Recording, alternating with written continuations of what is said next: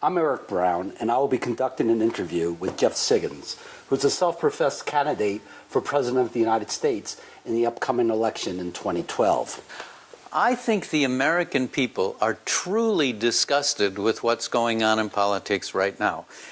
I believe that the government and the two political parties have become a no-holds-barred, take-no-prisoners quarrel between the two political parties, and people don't like it, and things are not getting taken care of.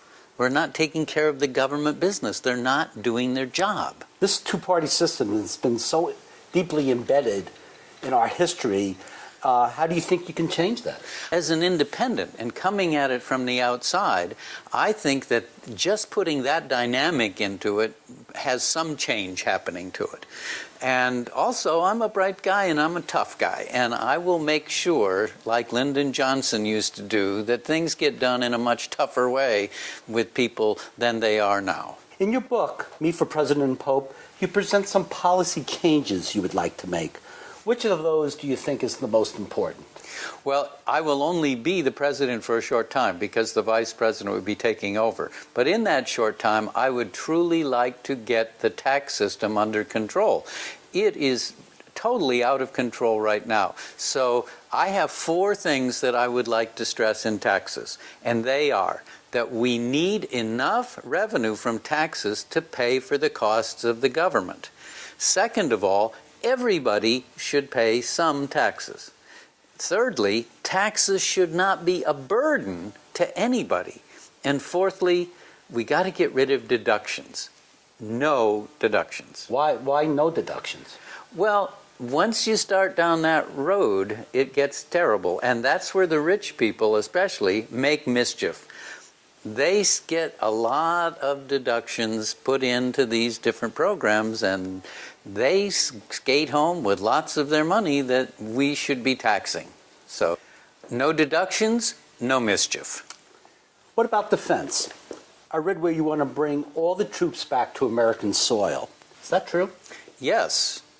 Now, I think that our defense policy is an extension of our foreign policy, and I want major foreign policy changes. I think that they are necessary in the world. We need to change our foreign policy ways. What kind of changes are you talking about? Well, I think, as Americans, we need a national debate about one question, and that is America a nation, or are we an empire?